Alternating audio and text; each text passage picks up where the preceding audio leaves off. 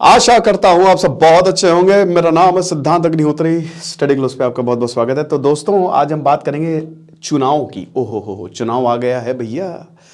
इस साल 78 देशों के चुनाव होंगे, लेकिन कुछ बात करेंगे हम डिसइंफॉर्मेशन इतनी ज्यादा बढ़ती जा रही है। इलेक्शन चुनाव जीतना है तो जीतना है, कलयुग आ गया है, कलयुग फैल रहा है और हम सब यही उम्मीद करेंगे कि जल्द से जल्द काल के आ जाए। चलो, मूवी तो आ ही रही है फिलहाल वो नहीं आ रहे, बट यहां पे बात इतनी सी है कि चीजें वैसी नहीं हैं जैसे पहले हुआ करती थी। दुनिया बदल रही है और दुनिया के साथ साथ जनता बदल रही है। जनता वही है, लेकिन जनता को बदलने की कोशिश की जा रही है और ये सारे देश कर रहे हैं। डेमोक्रेसी जैसे बहुत सारे आपने रिपोर्ट्स में भी देखा कि डेमोक्रेसीज का पतन होना शुरू हो रहा है। लोकतंत्र, देखिए, कलेक्टिव डिसीजन, कलेक्टिव विजडम एक कंसेप्ट है, बहुत शानदार एक किताब है, ठीक है, मैं नाम भूल गया, लेकिन उसमें कलेक्टिव विजडम की बात की गई कि अगर कितना भी इंटेलिजेंट हो बट वो एक हो, लेकिन अगर कलेक्टिव डिसीजन होगा, भले वो जो जितने भी 10, 15, 20 हजार लोग हो वो पढ़े लिखे ना हो, बट अगर वो कलेक्टिव डिसीजन लेंगे तो वो हमेशा बेस्ट होगा, हमेशा बेहतर होगा। इसको कहते हैं कलेक्टिव विजडम। आप समझ रहे हो? बट कहीं ना कहीं ये कलेक्टिव विजडम धुंधला होता हुआ दिख रहा है, क्योंकि लोगों का पार्टिसिपेशन कम हो रहा है। तो 850 करोड़ पूरी दुनिया में लोग रहते हैं, शायद 900 करोड़ हो गए होंगे अब यहां पे इस समय आधी जनता जो है वो वोट करेगी। और कहां इलेक्शन होने वाले हैं? दुनिया के सबसे बड़े देशों में, उन देशों में भारत, अमेरिका, डेमोक्रेसी के जो मसीहा जिनको बोला जाता है, भारत का सबसे बड़ा लोकतंत्र, वहां पे इलेक्शन होने वाले हैं। बट जितने ज्यादा इलेक्शन हो रहे हैं, क्योंकि कंपटीशन है, जीतना है, आर्टिफिशियल इंटेलिजेंस, मशीन लर्निंग, ये सारी चीजें जो हैं, ये जितनी भी सोशल मीडिया कंपनीज है ना, आप समझो आज जमाना सोशल मीडिया का है। अगर आप पीछे हो तो आप पीछे ही रह जाओगे। एक बात हो रही थी, मैं नाम नहीं लूंगा, कि एक पार्टी के एक जर्नलिस्ट थे व्हाट्सएप पे, तो उन्होंने बोला कि आप व्हाट्सएप तक कितने लोगों तक पहुंच सकते हो, मतलब आप यूट्यूब तक 1.5 करोड़, हम 18 करोड़ तक खाली व्हाट्सएप से पहुंच जाते हैं। तो एआई, सोशल मीडिया, ये बहुत कुछ करने वाला है। ये आने वाले इलेक्शन में गेम चेंजर साबित होगा, भारत के लिए, अमेरिका के लिए, पाकिस्तान के लिए, हर एक देश के लिए जहां पे इलेक्शंस होने वाले। इनफैक्ट यूक्रेन और रशिया में भी, चाइना के हिसाब से 2024 एक ड्रैगन ईयर है, हर 12 साल में एक ड्रैगन ईयर आता है और ये एक ड्रैगन ईयर होने वाला है। तो हर डेमोक्रेसी बहुत ज्यादा स्ट्रेस में है। टेक्नोलॉजी हर किसी के पास आ गई है। जब आप डिसइंफॉर्मेशन इसमें ऐड कर सकते हैं तो आप समझ ही सकते हैं कि कितनी ज्यादा मिसचीफ की अपॉर्चुनिटी जो है वो बढ़ जाती है। तो 78 देशों में चुनाव होने वाले हैं। अब हम नजर डालते हैं, थोड़ा घुसते हैं कि आखिरकार इन देशों में क्या चल रहा है और चुनाव कैसे इन्फ्लुएंस होंगे। लेकिन उससे पहले दोस्तों, आप इन्फ्लुएंस होंगे। प्री आ गया है, 26 मई को प्रीलिम्स है। इस बार प्रीलिम्स हम आपका निकलवाएंगे। 200+ आज घंटे, 25 से 35 test series, current affairs, CSAT आपको रिकॉर्डेड फॉर्म में। आप ये समझिए कि प्रीलिम्स के लिए हम इतना बढ़िया तरीके से आपको तैयार करेंगे, कहीं पे भी ये 10-15 हजार का मिलता है। हमारी शानदार क्वालिटी रहती है, ये हम ऑलरेडी प्रूव कर चुके हैं। 770 रुपए का ये कोर्स है। बस हमारा मेन ऑब्जेक्टिव यही है कि बस आप जो हैं वो आगे जाएं, जितना हो सके आगे जाए। तो फटाक से कोर्स को अवेल करें, क्योंकि 11 फरवरी से क्लास शुरू होगी। तो 80 देशों से ज्यादा में इलेक्शंस होने वाले हैं, जिसमें ताइवान और बांग्लादेश में ऑलरेडी इलेक्शंस हो गए हैं। अच्छी बात रही, क्योंकि बांग्लादेश में शेख हसीना वापस आ गई, तो ये भारत ने राहत की सांस ली कि अगले 5 सालों तक तो चीजें ठीक हैं। ताइवान में एंटी चाइना प्रेसिडेंट, वैसे ताइवान तो एंटी चाइना खुद ही है, लेकिन प्रो चाइना वहां पे नहीं है। तो ताइवान में भी इलेक्शंस हुए और ताइवान एक डेमोक्रेसी है और बांग्लादेश भी एक डेमोक्रेसी है। बट बांग्लादेश की डेमोक्रेसी पे हमेशा प्रश्न चिन्ह लगते हैं। केयर टेकर कंसेप्ट, देखिए, एक क्या होता है ना कि एक तो है जो शुरुआत से डेमोक्रेसी रही है। एग्जाम्पल के तौर पर भारत दुनिया की सबसे पुरानी डेमोक्रेसी रही है और भारत डेमोक्रेसी है। इंडस वैली सिविलाइजेशन तो हमारे खून में डेमोक्रेसी है, आप समझ रहे हो, ठीक है। दूसरा, अमेरिका भी जब से हुआ है, जॉर्ज वॉशिंगटन से बोला कि हम आपको क्या बोले, जब जॉर्ज वॉशिंगटन ने अमेरिका जीता, कि हम आपको राजा क्या बोले, क्या तो बोले मिस्टर प्रेसिडेंट। तो अमेरिका भी कितना भी आप बोल लीजिए, लेकिन America is the core example of democracy. वहां पे रूल ऑफ लॉ फॉलो होता है। वहां राष्ट्रपति भी कुछ करेगा ना, उसको जेल में डाल दिया जाएगा। हालांकि जेफरी एप्स्टीन केस में तो चीजें वैसी नहीं थी जैसी होनी चाहिए, वहां तो राष्ट्रपति भी इन्वॉल्व थे, तब भी न्यूयॉर्क पुलिस या बाकियों ने तो कोई एक्शन नहीं लिया। तो मूलभूत तो सेम ही है, बट हां, आप मान सकते हैं कि प्रॉब्लम तो है। तो भारत की भारत सबसे बड़ी डेमोक्रेसी है, बहुत सारे, एक तो यूनेस्को ने बोला कि हमारा जो नेशनल एंथम है वो दुनिया का सबसे खूबसूरत है। अब ये एक मिस इन्फॉर्मेशन है। व्हाट्सएप यूनिवर्सिटी आप जितना ज्यादा पढ़ेंगे उतना ज्यादा परेशान होंगे। कितनी ऐसी भारत पे भी मिस इन्फॉर्मेशन फ्लोट होती रहती हैं, कहीं नरेंद्र मोदी को लेके, कहीं नेहरू को लेके, कहीं राहुल गांधी को लेके, कहीं आप अरे अभी राम मंदिर को लेके इतनी मिस इन्फॉर्मेशन कि राम मंदिर बंद हो गया है इतनी भीड़ के कारण। तो ढेरों मिस इन्फॉर्मेशन है भाई। और ये आपको क्या लगता है, जनरल इलेक्शन होने वाले हैं, 110% लग गए हैं सबके आईटी सेल। ये दुनिया आईटी सेल की नहीं है, याद रखिए। ये दुनिया सिर्फ आईटी सेल तक सीमित नहीं है, ये दुनिया सिर्फ एक रील तक सीमित है, एक वीडियो तक सीमित नहीं है। ये दुनिया ज्ञान ज्ञान एक सबसे बड़ी चीज है, और ज्ञान आता है पढ़ने से, किताब पढ़ने से। जितना ज्यादा किताब पढ़ोगे उतना ही ज्यादा ज्ञानी होगे, जितना ज्यादा डीप में घुसोगे उतना ही ज्यादा ज्ञानी होगे। बट वो कहीं ना कहीं पीछे छूटता जा रहा है ना। तो यूरोपियन यूनियन की जो 27 मेंबर कंट्रीज हैं, उन्होंने अभी एक लॉ तो पारित किया है, लेकिन उनके भी इलेक्शंस जून में होने वाले हैं। बोला है कि भैया ऐसा है कि हम काम तो करेंगे, हम लड़ाई करेंगे, बिल्कुल लड़ाई करेंगे हम जो मिस इन्फॉर्मेशन है। अब आप देख लीजिए कि भारत की अगर बात करते हैं तो भारत फ्लॉड डेमोक्रेसीज में बहुत सारे, अमेरिका भी 83 नंबर पे है, भारत 66 नंबर पे है। हालांकि भारत का नंबर बहुत पीछे है, लेकिन हां यहां पे आप ये समझिए कि जो 10 दुनिया की सबसे पॉपुलस्ट कंट्री है, ये नेशनल इलेक्शंस जो है वो होल्ड करने वाले हैं। भारत में इस साल होंगे, ठीक है, अमेरिका में भी इस साल होंगे, नवंबर दिसंबर तक इस बार अमेरिका में। आपको क्या लगता है, जो बाइडेन जीतेंगे कि डोनाल्ड ट्रंप जीतेंगे, बताइए। इंडोनेशिया में भी फ्लॉड डेमोक्रेसी में इनका जो रैंक है वो 58 है, भारत का बहुत पीछे है, यानी कि भारत एक बढ़िया डेमोक्रेसी है, ठीक है। पाकिस्तान का 37 है फ्लॉड डेमोक्रेसी में, पाकिस्तान में भी इलेक्शन होने वाले, बट ये तो इलेक्शन खाली नाम पे होते हैं, और रैंक से भी आप देख सकते हैं खाली एक। बांग्लादेश में ऑलरेडी इलेक्शन हो गए हैं। रशिया की बात करें तो रशिया में भी सेम, ठीक है, रशिया तो सबसे 16वें नंबर पे है ना। तो रशिया तो पूरी तरीके से एक फ्लॉड डेमोक्रेसी है। मैक्सिको 60वें नंबर पे है, मैक्सिको में भी जो है वो इलेक्शंस होने वाले हैं, ठीक है ना। तो अब ये आप देख सकते हैं कि फुल डेमोक्रेसी खाली 8 ही देश, जिसमें ताइवान, यूके, यूरुग्वे, मॉरिशस, ये सब आपको मिल जाएंगे। फ्लॉड डेमोक्रेसी 21 देश जो है, जिसमें Indonesia, south Africa, United states हो जाएंगे। हाइब्रिड रिजिम्स की बात करें तो 9 देश इसमें आ जाते हैं, पाकिस्तान, एल सल्वाडोर, जिसमें डेमोक्रेसी भी है और साथ ही साथ इसमें सेना का भी जो है वो काम रहता है। और बाकी अथॉरिटेरियन, जिसमें Russia, Rwanda, China, Iran, Venezuela, ये सब आ जाएंगे, जिसमें एक आदमी का ही शासन है। तो अब आप देख सकते हैं कि इलेक्शंस कहां कहां होने वाले हैं, ठीक है ना। तो ये देखिए, अब जनवरी से अप्रैल के बीच में साउथ ईस्ट एशिया में तो इलेक्शन होने ही वाले हैं। साउथ एशिया में भी इलेक्शन होने वाले हैं, तो भारत में तो इलेक्शन होंगे ही, ठीक है। पाकिस्तान में इलेक्शन होंगे, इधर बांग्लादेश में इलेक्शन होने वाले हैं। पाकिस्तान और इंडोनेशिया पाकिस्तान अगर दोनों को मिला दे, मोस्ट पॉपुलस मुस्लिम कंट्रीज है। इंडोनेशिया में एक डेमोक्रेसी है, वहां पे भी इलेक्शन होने वाले हैं, ठीक है ना। और भारत ने ऑलरेडी वार्न किया है कि जो एआई है ये मिसलीडिंग कंटेंट में सबसे आगे होने वाला है। तो एआई पे तो बिल्कुल भी विश्वास ना करें, जो भी आपके पास आता है उस पर बिल्कुल भी विश्वास ना करें। जरूर आप वेबसाइट पे विजिट करें, किताब पढ़ें, तो ही ज्यादा बेटर होगा। यूरोपियन यूनियन जो है वो ये पूरा का पूरा जो है ये मई अगस्त में इलेक्शन होल्ड करने वाला है, ठीक है ना। मैक्सिको की बात करें तो इसमें भी जून में इलेक्शन होने वाले हैं। साउथ अफ्रीका, इधर अफ्रीका की अगर बात करें तो आप देख सकते हैं कलर कोडिंग से कहां पे कितने इलेक्शंस होने वाले हैं, यानी कि लगभग हर जगह इलेक्शन 2024 में होंगे। तो ये इलेक्शन ईयर रहने वाला है सारे बड़े देशों के लिए। तो डेमोक्रेसी बहुत ही ज्यादा इंपॉर्टेंट होती है, क्योंकि जब तक लोगों का तंत्र नहीं होगा, लोगों का सिस्टम नहीं होगा, मजा नहीं आता दोस्त। लेकिन स्ट्रगल तो बहुत ज्यादा है, बहुत। और यहां पे बोला है, जैसे ये बड़े बड़े एक्सपर्ट्स कह रहे हैं कि इस बार वर्ल्ड ऑर्डर चेंज होगा। लिबरल्स को लगता है वो कंट्रोल करना है, बट ये सब टूटेगा इस बार, ठीक है। चाइना, रशिया की बात करें तो जो पॉलिटिकल डिसकंटेंट बढ़ता जा रहा है, ठीक है, उसको ये कंट्रोल कर पाएंगे नहीं कर पाएंगे वो तो बाद में पता चलेगा। और सबसे बड़ा तो रशिया और चाइना डिस इंफॉर्मेशन अपनी सत्ता अभी तक क्यों बना पाए हैं, इसकी वजह से कैंपेन्स चलती हैं भैया। आप चाइना में बात करके देखो, माओ जेडोंग हीरो मानते हैं, दलाई लामा तिब्बत में बात नहीं कर सकते, नाम नहीं ले सकते आप दलाई लामा का, ठीक है ना। तो ये बढ़ने वाला है इस साल, ओके। बाकी आप ये देख सकते हैं, ठीक है, इतने लोग जो हैं हर जगह, इन सारी बड़े बड़े देशों में जो है वो इलेक्शंस होने वाले हैं, राइट। तो ये पीपीटी मैं आपको अपने टेलीग्राम पे स्टडी ग्लोस का जो ऑफिशियल है वो दे दूंगा।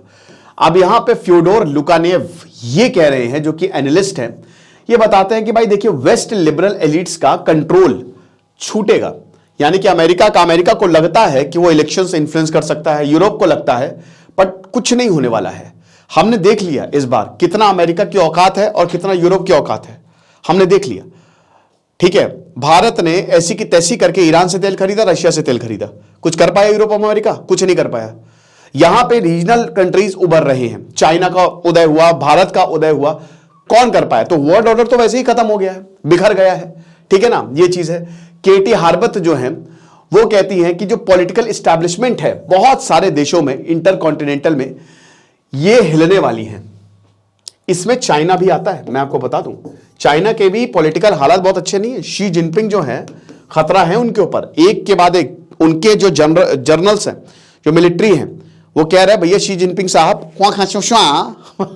मतलब आप वॉर में ना जाएं, थोड़ा सा दूर हो जाएं, हटाओ, हटो, निकलो, पहली फुर्सत में निकलो। सबको हटा दिया, एक के बाद एक 10 मिलिट्री ऑफिसर्स को शी जिनपिंग ने फॉलो किया है, फायर किया है। जो शी जिनपिंग के साथ अलाइन नहीं है वो खत्म। रशिया के साथ भी ये है। कितने दिन तक वॉर चलाओगे? कब तक वॉर चलाओगे? इजराइल में आप देख रहे हो, बेंजामिन नेतन्याहू सबसे बड़े विलन तो वही है, उनकी कुर्सी जाने वाली है, आप ये मान के चलिए, ठीक है। तो प्रॉब्लम है। तो बड़ी बड़ी चीजें जो हैं, आप ये समझिए, हिलेंगी। साथ ही साथ इसमें डिसइंफॉर्मेशन कहां से? सोशल मीडिया, लेकिन प्रिंट के थ्रू भी डिसइंफॉर्मेशन जा रही है। एक्चुअल में जो है वो नहीं दिखाया जा रहा, आसान है मैनिपुलेट करना, सब पैसे का खेल है बाबू भैया। रेडियो के थ्रू डिसइंफॉर्मेशन जा रही है, टीवी के थ्रू डिसइंफॉर्मेशन जा रही है, वर्ड ऑफ माउथ के थ्रू। भाई अगर एक आदमी है 10 लोगों 20 लोगों को बोल रहा है तो उनके कान तक तो बात पहुंच ही रही है, सब कॉन्शियसली तो वो इन्फ्लुएंस हो ही रहे हैं। कुछ भी आप बुरा देख सकते हैं, देख रहे हैं ना, आप उससे इन्फ्लुएंस हो रहे हैं। आप एक्सपेरिमेंट करके देख लो कि आप 1 महीने तक खाली गुस्से वाले वीडियो देखो, अब आपको लगेगा आप गुस्से में कितने भी अच्छे हो, आपको फिर गुस्सा आने लगेगा, क्योंकि सब कॉन्शियसली आपको इन्फ्लुएंस कर रहा है यार, सिंपल सी बात है। और 2025 में दुनिया बहुत अलग दिखेगी। जो आज हम दुनिया देख रहे हैं ना, वैसी होगी नहीं, चीजें बहुत बदलेंगी। आप देखिएगा जब इलेक्शंस होंगे, अगला साल ना कमाल का होने वाला है। 2030 ही पूरा कमाल का होने वाला है। 2030 तक ये दशक जो है कमाल का होने वाला है। हम सब साथ रहेंगे या फिर मर जाएंगे एक साथ, क्योंकि 2 बड़े वॉर तो हम ऑलरेडी विटनेस कर रहे हैं अपने जीते जी। अब तीसरा बड़ा वॉर ईरान पाकिस्तान में टेंशन बहुत ज्यादा है, भारत उसमें इन्वॉल्व होगा, तो ये भी एक बड़ा। फिर उसके बाद जो सबसे बड़ा सोर्स ऑफ यहां पे डिसइंफॉर्मेशन, वो इलेक्शन कैंपेन्स। अब जो ऑटोक्रेटिक गवर्नमेंट है, रशिया व्लादिमीर पुतिन को हमेशा महान दिखाएगा, है ना। वेनेजुएला की बात करें तो वो भी, आप ये समझिए, सऊदी अरब तो वैसे ही वहां पे रॉयल फैमिली चलती है, गल्फ कंट्रीज का वहां पे अथॉरिटेरियन रिजीम है, वो अपने आप समझ रहे हो। तो सबसे ज्यादा डिसइंफॉर्मेशन ऑटोक्रेटिक गवर्नमेंट से जो है, ताकि कहते कि क्या है डेमोक्रेसी, क्या दिया है तुमको डेमोक्रेसी में, है। देखो चाइना में कितना डेवलपमेंट है, जो कि सच बात है, तो क्या दिया है तुमको डेमोक्रेसी में? अरे हटो यार, ग्लोबल मॉडल ऑफ गवर्नेंस ये नहीं है। तो रशिया, चाइना, ईरान सब ने यही बोला है। लेकिन भाई जब जब डेमोक्रेसी मरी है, तब तक आदमी मरा है, औरत मरी है। आप समझ रहे हो, जहां जहां एक आदमी का शासन हुआ है, क्योंकि भाई एक आदमी थोड़ी ना, वो तो भाई कुछ भी कर देगा, कर को बोल दे किम जोंग उन हमला करो। साउथ कोरिया पे भी किम जोंग उन कभी भी हमला कर सकता है, लगातार मिसाइल फायर कर रहा है, ठीक है ना। तो रशिया, चाइना, ईरान जो है, अभी रिसर्चर्स और अमेरिकन सरकार ने यही बोला है कि भाई यहां बाकियों के देश को भी इलेक्शंस को वो डिसरप्ट करेंगे, बिल्कुल करेंगे। भाई चाइना, रशिया, ईरान खूब पैसा फूकने वाले हैं। ईरान के अगल बगल देशों में जो इलेक्शन होंगे, रशिया, चाइना के अगल बगल देशों में इलेक्शन होंगे। पाकिस्तान में क्या आपको लगता है चाइना का इन्फ्लुएंस नहीं है? बिल्कुल होगा। चाइना ने तो साफ साफ बोला है कि भैया इमरान खान, बोला जा रहा है भैया, इमरान खान के कहा था कि हमको अमेरिका ने हटाया है, उनका सबसे बड़ा हाथ है, चाइना इमरान खान को थोड़ी ना। तो ये देशों में इन सबका पैसा लगता है, ठीक है। बहुत अंदर का खेल, बहुत ही गड़बड़ है, डीप स्टेट जिसको बोलते हैं, ठीक है ना। साथ ही साथ रियल अपॉर्चुनिटी जो है अब दिखने वाली है।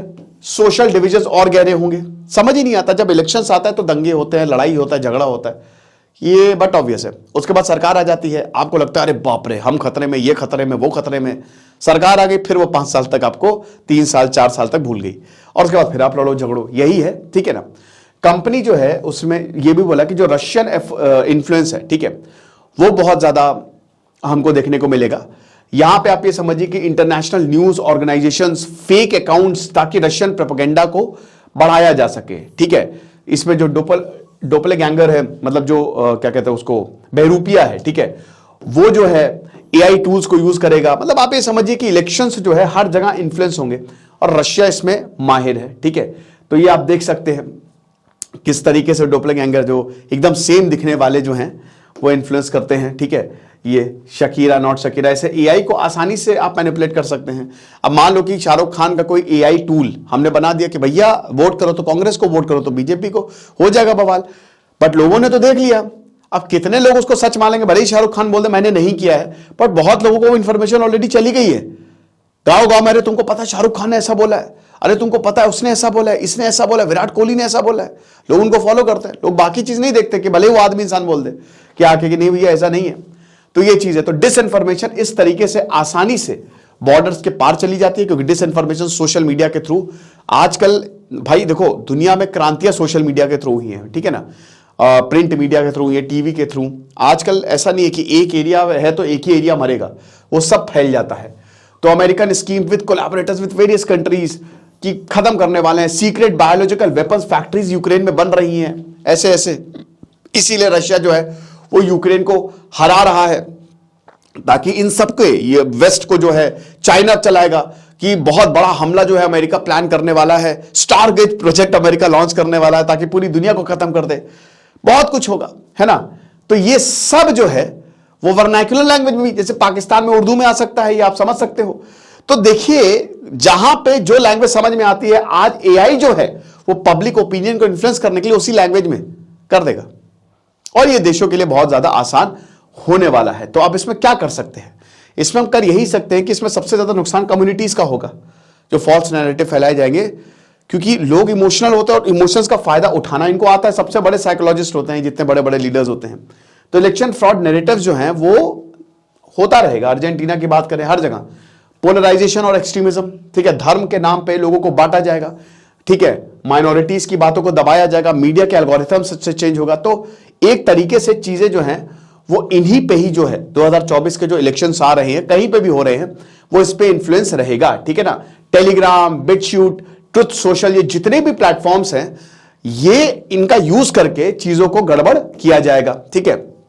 ये चीज है। और प्रेवलेंस और एक्सेप्टेंस जो है ना, ये लगातार बढ़ता जा रहा है। लोग इसको विश्वास करने लगे हैं। हिटलर ने अपनी किताब में लिखा था ना कि झूठ को इतनी बार बोलो कि सच जो है वो झूठ जो है वो सच लगने लगे। अपनी किताब में उसमें लिखा है, हिटलर ने सब झूठ बोला, लेकिन वो इतनी बार बोलता था ना कि लोगों को विश्वास हो जाता था कि हाँ भाई यही सच है, जो तुम बोल रहे हो वही सच है। दिन दिन नहीं है, दिन रात हो गई है, ये चीज है। तो अब देखेंगे आगे क्या होता है। लेकिन इससे बचने का दोस्तों एक ही तरीका है कि आप अपने आप को थोड़ा इंडिविजुअल के पर्सपेक्टिव से देखें। जो आपको दिख रहा है, जो आपको सुनाया जा रहा है, उससे हट के अपनी रिसर्च करें, असलियत जाने, दोनों पर्सपेक्टिव सुनो तो ज्यादा बेटर रहेगा। बाकी जो एआई है वो एक समझिए कि डेमोक्रेटिक गवर्नेंस के लिए एक प्रॉमिस है, ठीक है ना। अब रिपोर्ट एक अभी यूनिवर्सिटी ऑफ शिकागो और स्टैनफोर्ड यूनिवर्सिटी में दायर की थी, तो उन्होंने बोला कि जो पॉलिटिकली फोकस्ड चैट बॉट्स हैं वो कंस्टिट्यूएंट्स को इन्फॉर्म कर सकते हैं कि इश्यूज क्या है। बहुत अच्छी बात है।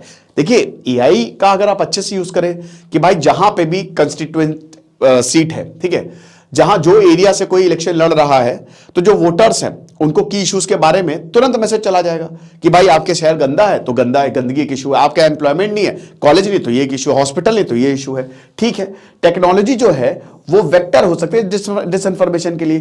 फेक एआई इमेजेस जो है ऑलरेडी कॉन्स्पिरेसी थ्योरीज, इसी के थ्रू जो है AI, artificial intelligence, deep fakes, ये सब जो हैं वो यूज कर रहे हैं ताकि इलेक्शंस को किसी तरीके से इन्फ्लुएंस किया जा सके, ठीक है। तो एआई जो है वो अच्छे खासे मटेरियल्स को इमिटेट कर सकता है और दूर दूर तक फैला सकता है, ठीक है ना। और जितनी भी टाइमिंग्स आपको दिख रही है ना, ये सब हमारी डेमोक्रेसी के लिए थ्रेट है। इसीलिए बोला जा रहा है कि 2025 तक दुनिया बिल्कुल अलग होगी। जैसे आज हम दुनिया देख रहे हैं ना, वैसी होगी नहीं। एक बार इलेक्शन जीत गए तो फिर क्या फर्क पड़ रहा है, ठीक है ना। तो ये चीज है। कुछ एक्सपर्ट्स ये बोलते हैं कि सिर्फ एआई टूल्स की बात नहीं है। ये तो सही बात है कि एआई की वजह से इंफॉर्मेशन और पॉलिटिकल एक्टर्स जो हैं वो मतलब इंफॉर्मेशन दोनों ही इन्फ्लुएंस होंगे, ठीक है। बाकी बोलते हैं कि भाई देखिए अभी तो चीजें जो है वो ओवरब्लोन है, मतलब हद से ज्यादा जो है उसको दिखाया जा रहा है। बहुत मतलब बहुतों में से एक थ्रेट है एआई, बट सबसे बड़ी थ्रेट है एआई। लेकिन फिर भी और भी चीजें जो हैं वो बाकी बिग टेक स्किल्स की अगर बात करते हैं, ठीक है, तो जैसे जनरल इलेक्शन जहां पे 2024 में होने वाले हैं, डिसइंफॉर्मेशन सबसे बड़ा कंसर्न ये यूनेस्को ने भी बोला है, ठीक है, कि इलेक्शंस को इन्फ्लुएंस यही करेगी।